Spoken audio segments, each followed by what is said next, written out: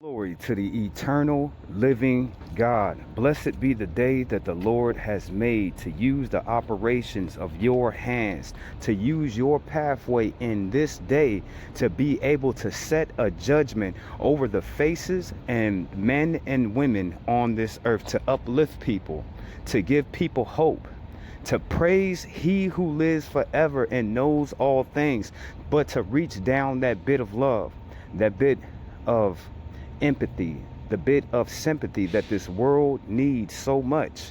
Glory, glory to the eternal living God. Okay, it's your brother Jehoshaphat Israel. I'm here in the house that God has made on my anointing ministry for this day, my sanctioned time. I'm here, family, and the word that was given to me, I only got two things to go over. It might be a little bit long, but I'm gonna try to wrap everything up so you can be able to understand the anointed versus the chosen. Who are these people? What are they role? What are they supposed to be doing? You know what I'm saying? Is it hard for them to live their life? Do they live like regular, ordinary people? Do they have afflictions of trials that they are facing? What is the difference between God's chosen and God's anointed? It's not that much. Family, it's not that much. When I look at the anointed and I look at the chosen of God, you got to go ahead and go way back to the Mount of Zion. You got to go way back when your ancestors were sitting up over there praising and worshiping false deities, and Moses came off of that mountain and he was mad. He was pissed off, and he had them tablets in his hands and he crushed them down to the ground, and he sit up there and he went to his brother and he said, Aaron, why have you done this? You know what I'm saying? Why have you done this, Aaron? That is God's anointed, and that's God's chosen. Aaron is God's chosen. He's supposed to lead the people to a certain, almost of a settlement of a judge. The people are supposed to look up to God's chosen people for direction.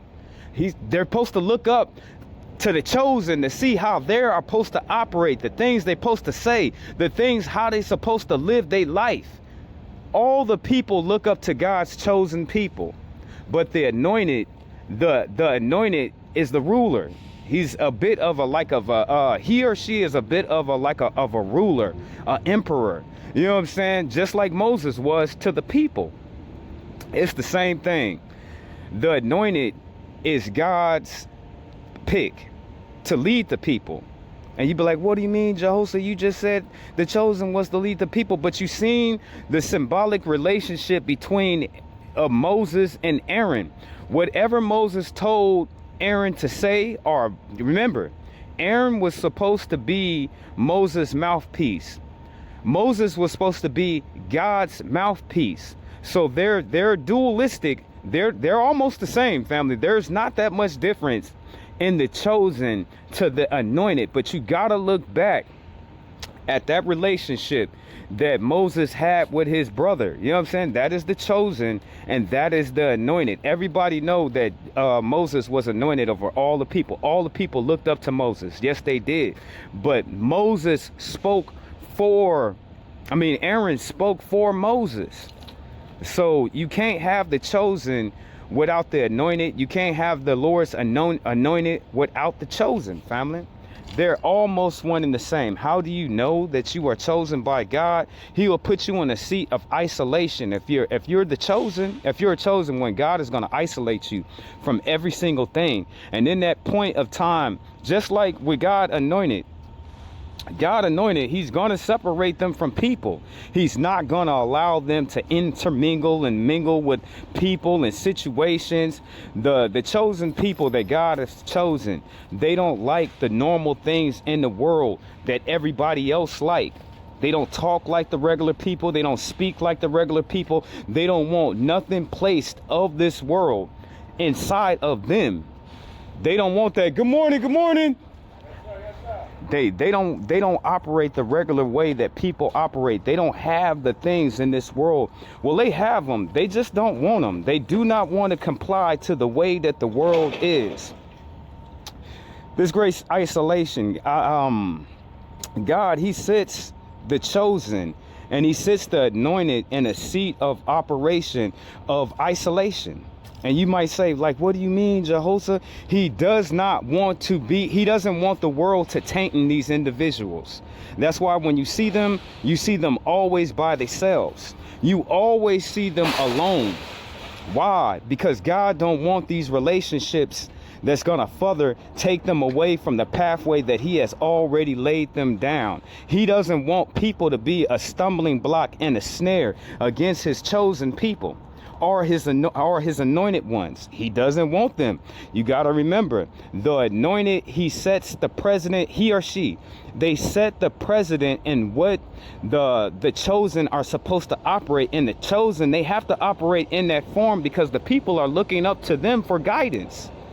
They're leaders, you know what I'm saying? They are leaders. The people, they followed Aaron. But Aaron also, he listened to the people. You know what I'm saying? So the chosen, they really be helping people individual. They help groups of people. They help all these other type of people with all these problems. And the people, they trust the chosen. They go to the chosen because they see the light, the flame that they're enveloped in. And it's a holy flame. It's a sanctified flame. It's a God-fearing flame that they have inside of them. The president that the anointed set.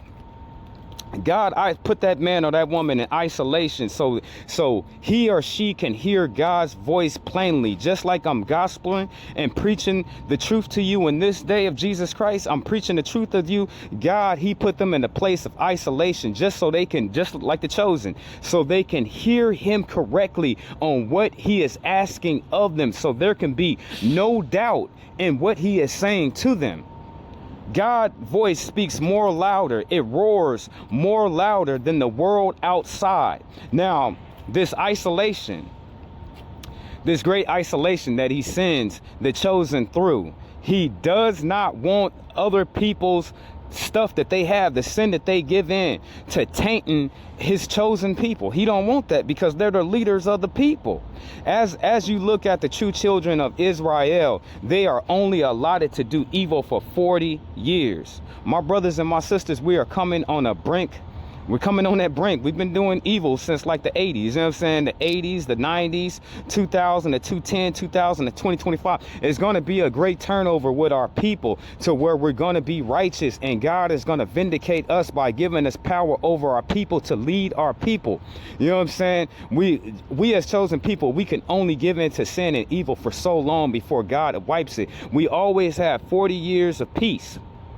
Then we have 40 years of being jackasses and evil every single time, family, every single time. But back to this great fortitude of this isolation.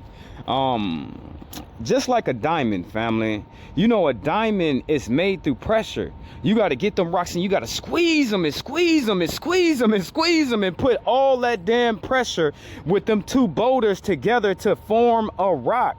So the whole point of being isolated is to be guided, is to be moved, is to be taught, is to be instructed, is by God the whole time in isolation. And that whole time in isolation, he's forming, you know what I'm saying? He's forming and he's purifying the that diamond, just like the purities of gold, just like they make gold, family.